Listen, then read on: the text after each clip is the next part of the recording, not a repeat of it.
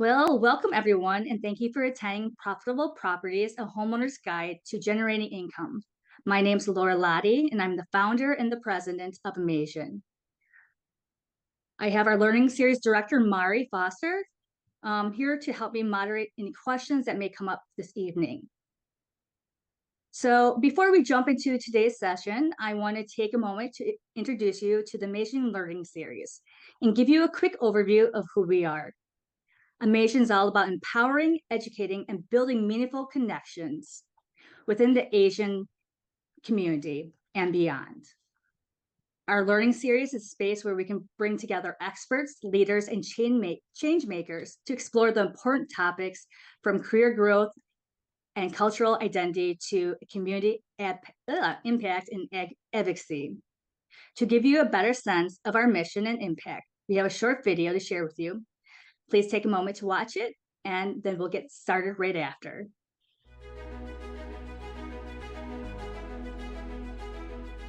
At AMASIAN, we are more than just an organization. We are a community. Collective of voices, cultures, and stories that celebrate the richness of Asian American heritage.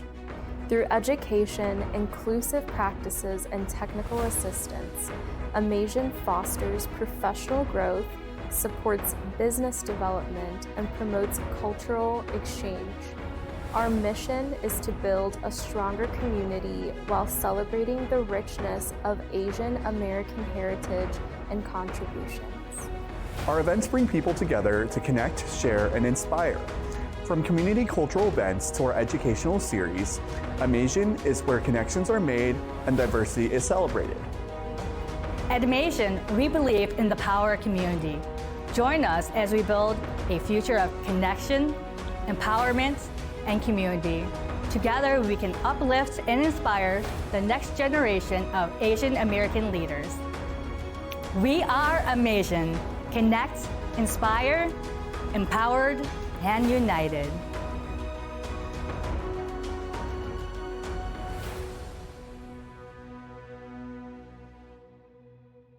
If you guys can indicate in the comment area below, what are you guys hoping to learn today about Furnish Finder?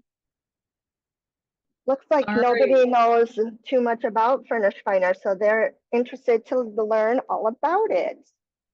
All right, awesome.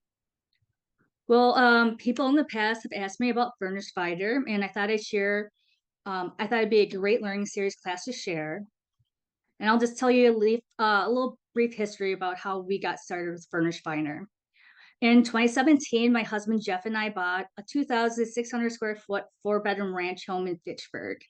It has exposed lower level and a 20 by 40 saltwater pool on an acre lot. It became the go-to spot for hosting friends and family. We're just minutes from the Beltline, Alliant Energy Center in downtown Madison, making it a prime location. By 2021, we were empty nesters and we had the flexibility to host guests. As a realtor, I began to see the potential of our unused space, not just for gatherings, but as an income stream. So we reworked our layout, adding a second guest room downstairs, moving my office upstairs, and enhancing the lower level with a custom bar. We turned my craft room into a kitchenette, equipped with a sink, a dishwasher, and full-size fridge and a stackable washer and dryer. And we made other upgrades as well too. After getting our short-term rental license and legal protection in place, we are ready to launch. But in early 2023, everything changed when I discovered Furnish Finder, a platform connecting property owners with traveler professionals looking for 30 plus days to stay. We started renting out 2 of our bedrooms on our lower level for $1,500 a month. It was a perfect fit, and that's when our journey into midterm rentals began. So understanding the income, property income streams.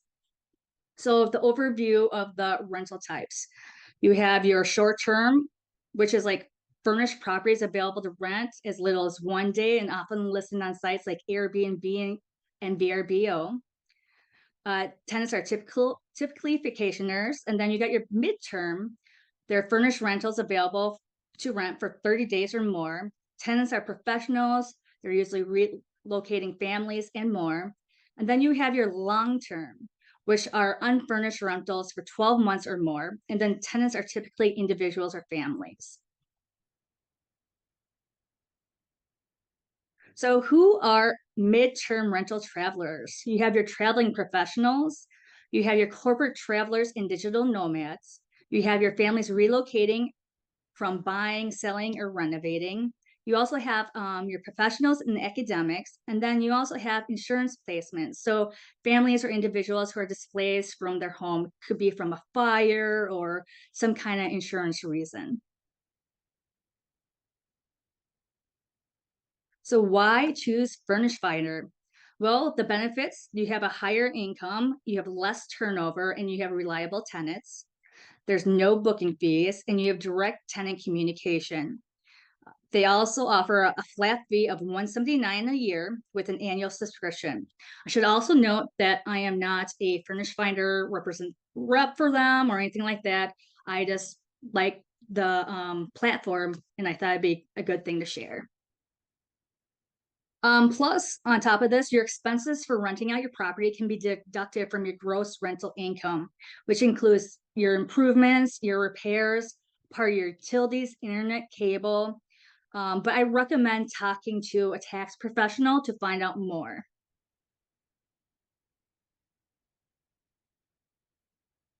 So when you're renting out the property, you're going to want to check with your local ordinances to ensure that your property's zoning district permits midterm rentals. Or if you live in condo, you need to make sure that they do allow people to rent. Typically, you won't have to apply for a short-term rental license since midterm rentals are for 30 to 180 days at length for their lease term. However, maintaining your property according to the health and safety standards is essential.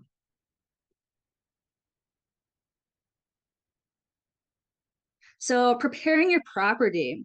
When you prepare your property, you're going to want to include amenities that attract quality tenants.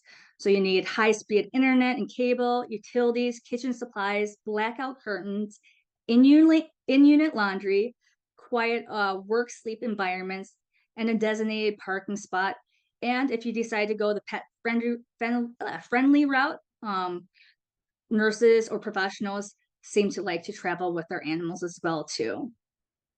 You'll also need to furnish your space, and I recommend keeping it simple, modern, and neutral. And then add some decorative details to make your space feel more homey, because it makes them feel more like at home.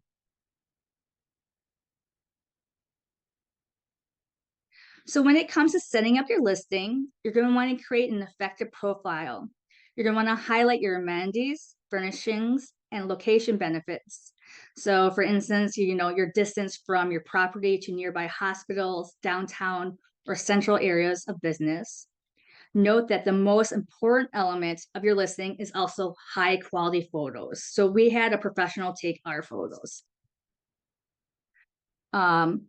And then when you're listing all your available amenities, you want to be specific of what's included in the rental price and details about parking and transportation. You also want to mention the proximity to grocery stores, universities, hospitals, etc., because they're going to want to do different things because they might be coming in from another state, most likely. So they're going to want to kind of explore the area you live in. So you're going to want to sell the city you live in and Madison. And then you also want to include details if you're going to include a pet policy. So unfortunately, we couldn't do a pet when we had our professionals in here because our dog is really old and cranky. So pricing strategies and competitive pricing tips. So Furnish Finder is great. When you go on the website, they offer competitive pricing tips. There's a demand tool, and you'll find out what other properties are listing for, and it's searched based on the city you live in. All you have to do is, if you're renting out rooms or if you're renting out how you're exactly renting out your property or another property. And you would just do that based on what other properties are looking at to compare. They also have a stat tool to see what the tenant demand is in your area for how many people are searching online.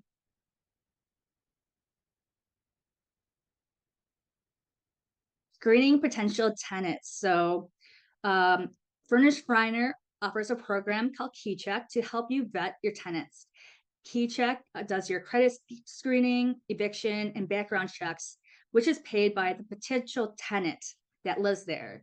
And whoever with Furnish Finder, that potential tenant knows that they do have to pay that fee.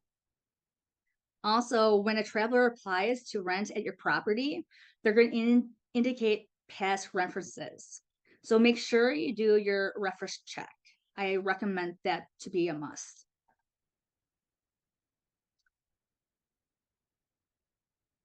So with property management best practices, with KeyCheck, you can pay $29.99 per year for a customized lease agreement or a lease agreement that you can customize. And then it also has secure online payments. So they can pay to you online by ACH or by credit card. You're also going to want to get umbrella insurance for any liability protection, and that's going to cover the cost of damage to your property or if someone's injured.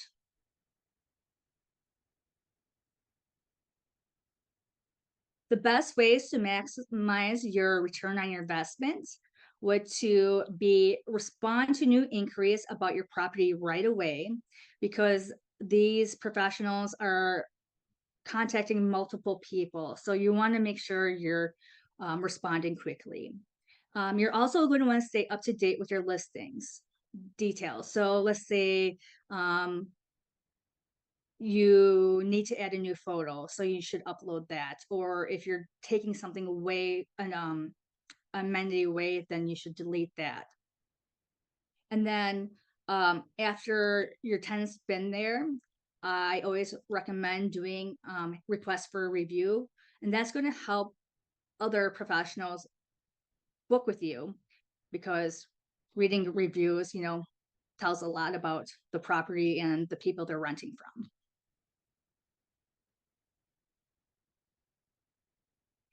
Rental, cleaning, and amenities checklist. So a clean property will also help you earn excellent reviews and make sure that your rental is always booked.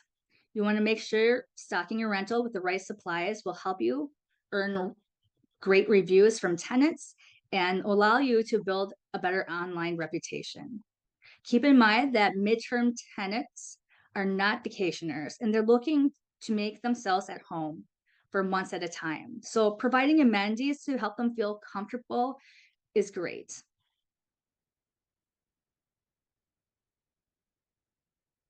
Here's some tools and resources or links for you guys for Furnish Finder. And just to let everyone know, I will also email you these slides too, so then you can actually watch the video as well.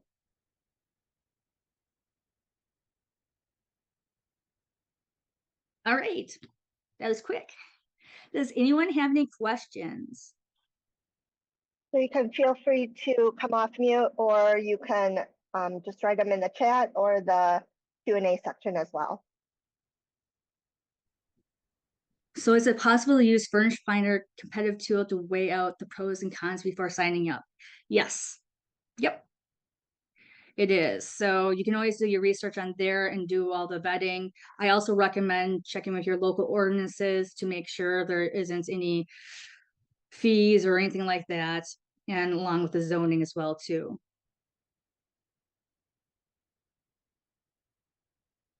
We still have our rental license, our short-term rental license. So if we ever want to go that route, we could. Currently, we are renting out our lower level to my daughter and her fiance. So they actually have 2 cats. So we actually have a couple pets down there though. but it works out great for the situation we have with my granddaughter now, though.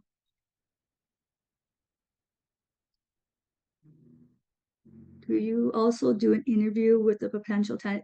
Yes. Yes. So it depends on if the tenants where they're driving in from, or if the tenant's local, yes. If they're driving in from somewhere, then you just do, a Zoom call or Google Meets call just to talk to them. And then just talk to them about their past history with their renting and everything. It's good to know kind of like, what they like, or what their position is, what their hours are, just to get a feel for them.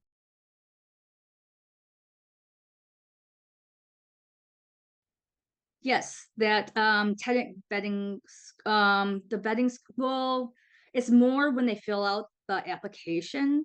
So doing an interview with them beforehand is good. Then you can do the whole credit check and do all that stuff, see if they have any past criminal history or any unpaid things.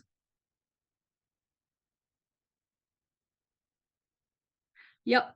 In that link that has all those resources, has the link for the Pacific background check tool that the tenant pays. And considering using the basement for a rental, do you have to have their own separate entrance? Well,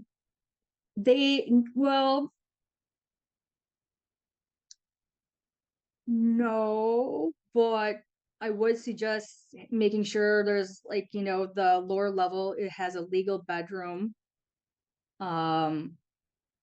With, the window size and everything. So there is an escape area for them in case there is a fire. Does it have to be a walkout? No, it doesn't. They can come in through the garage and down the basement or something like that, whatever you kind of set up with them.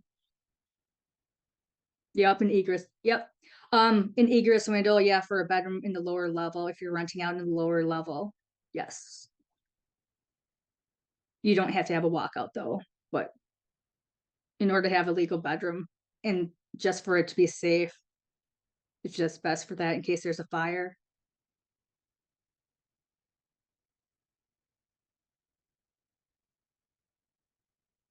Any other questions?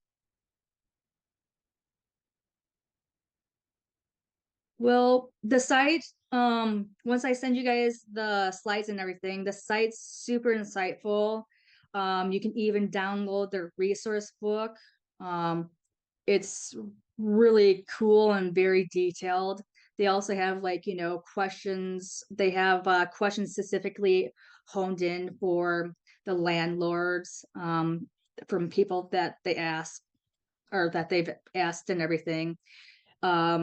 But yeah, I recommend the platform, and it'll help you as well to figure out what to rent your property or your room for. All right. Well, thank you so much for attending, and we hope to see you at another amazing learning series. Have a great evening.